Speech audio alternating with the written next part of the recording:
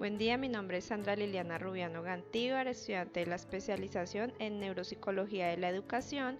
A continuación les voy a hablar acerca de la percepción y su componente en este momento, que es el lenguaje. Quizás las más sofisticadas cogniciones son aquellas que están relacionadas con el uso de representaciones simbólicas. La manifestación más obvia de dicho simbolismo es el lenguaje oral y escrito. Esto ha permitido que una de las cuestiones que ha suscitado y suscita mayor atención desde el campo de la neurociencia cognitiva y la neuropsicología haya sido la de cómo nuestro cerebro es capaz de procesar la información relacionada con el lenguaje oral y con la escritura. Nuestra evolución cultural ha sido posible gracias a que podamos hablar, escuchar, escribir y leer. Hemos de partir del hecho de que la lectura y la escritura se relacionan estrechamente con la audición y con el habla. En el ámbito de la neurociencia cognitiva y la neuropsicología podemos definir el lenguaje como un sistema simbólico utilizado para comunicar significados concretos o abstractos, con independencia de la modalidad sensorial utilizada o del medio concreto de expresión. Con esta definición se incluye el lenguaje hablado y escuchado, el lenguaje comunicado en forma escrita y el lenguaje de signos. En las bases neurológicas del lenguaje encontramos las estructuras cerebrales, ganglios basales. Son una composición subcortical que están compuestas por tres núcleos: núcleo caudado, núcleo putamen, globo pálido. El caudado y el putamen juntos forman el estriado. Todos estos núcleos están implicados en el control de los movimientos. Clásicamente hay tres regiones en el córtex asociativo que están implicados en la actividad lingüística. También encontramos el área de Broca y el área de Wernicke. El área de Broca, esta área está implicada en el lenguaje articulatorio, pero hay recientes estudios que han descubierto que una afectación limitada en el área de Broca produce una afasia de Broca transitoria y con problemas articulatorios leves. Necesita de lesiones más extensas para que haya una afasia de Broca persistente. Tiene que coger estructuras como corteza motora inferior, lóbulo parietal inferior, la ínsula y el estriado. En el área de Wernicke está implicada en la comprensión del lenguaje. En el procesamiento fonológico está implicado el lóbulo parietal inferior y el área supramarginal. El área de Broca y el área de Wernicke están unidas mediante las fibras del fascículo arqueado. Una lesión en este fascículo provoca un déficit en la repetición del lenguaje oral. También encontramos el pliego curvo o giro angular. Está implicado en la lectura, entre otras, y constituye una zona de unión temporoparieto-occipital. Aunque no solo estas estructuras están implicadas, también tienen conexiones con estructuras subcorticales que están implicadas en el lenguaje, como por ejemplo ganglios basales y el tálamo. Una afectación de estos núcleos o de la fibra que lo conectan con las regiones implicadas en el lenguaje provocaría problemas afásicos. Modelos teóricos del lenguaje. Teoría conductista.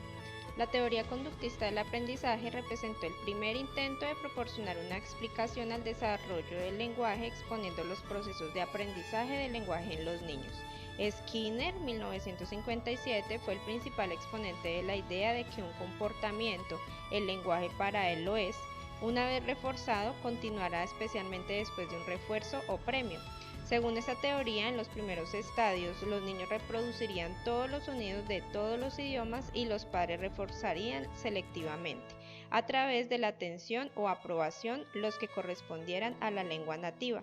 El refuerzo puede ser verbal o físico. Este refuerzo selectivo corresponde a un resultado de la producción de palabras. Una vez que el niño fuera capaz de hablar, podría producir una emisión. Por ejemplo, el niño podría decir pan y ser reforzado al recibir lo que pide.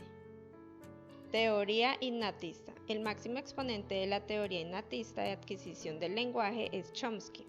Fue el primer lingüista que intentó explicar las propiedades estructurales universales del lenguaje, llevándole a examinar los procesos de adquisición del mismo. La teoría de Vygotsky no solamente abarca el desarrollo del lenguaje, sino también el de otros procesos mentales superiores, incluyendo todas las formas de inteligencia y memoria. Su trabajo teórico ha influido en los estudios sobre el desarrollo cognitivo infantil, especialmente sobre los procesos de memoria, la solución de problemas y la relación entre lenguajes y pensamiento. Jerome Bruner desestimó tanto la imitación como lo innato y centró sus estudios del origen del lenguaje en la interacción social. Para ello introdujo el concepto de LAS, que significa Language Acquisition Support System, o sistema de apoyo para la adquisición del lenguaje, y mantuvo que el niño aprendiera a hablar a través de la interacción con la madre. Propuso una predisposición para que el LAS pudiera actuar, que precisa un marco interactivo para funcionar. Bruner, como Vygotsky, consideró que deben darse marcos de interacción social adecuados para que tenga lugar el aprendizaje y llamó a esto andamiaje. Bruner, 1977. Perspectiva neuropsicológica. Si bien todas estas teorías procuran explicar el modo en el que se produce la adquisición del lenguaje en su interacción con el medio, el modelo neuropsicológico aporta la relación que se produce entre la adquisición del proceso y el desarrollo de las estructuras neurofisiológicas que dan soporte a la aparición del lenguaje. De esta manera, en nuestros primeros años de vida se producirá una especialización de los hemisferios cerebrales, de manera que el proceso del lenguaje será sustentado principalmente por el hemisferio dominante, habitualmente el izquierdo. Sin embargo, tanto la lectoescritura como el lenguaje tal y como lo conocemos requerirán que ambos hemisferios trabajen en conjunto para ser capaces de desarrollar un manejo adecuado de este proceso.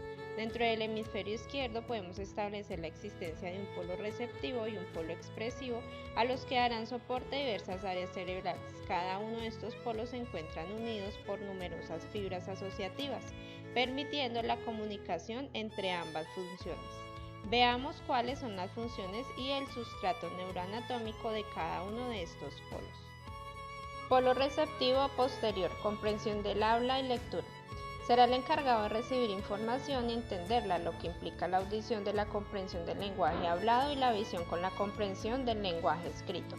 Tradicionalmente se ha considerado que esta parte del lenguaje se desarrollaba en el área de Wernicke, situada en el lóbulo temporal izquierdo. Aunque actualmente se sabe que para una buena comprensión del lenguaje hablado y escrito es necesario que se encuentren implicadas la corteza primaria auditiva, la corteza primaria visual, el giro angular, así como estructuras subcorticales. Todas estas áreas en conjunto permitirán la decodificación, comprensión del contenido y comprensión contextual o pragmática tanto del lenguaje hablado como escrito.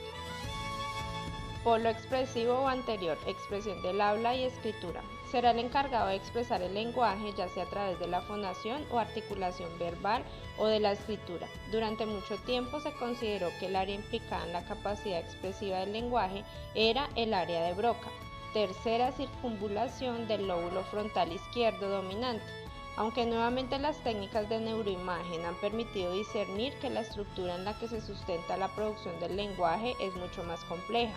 Para que se dé lugar a una buena producción hablada o escrita es necesario contar con estructuras subcorticales, así como de áreas motoras y prefrontales. Referencias bibliográficas.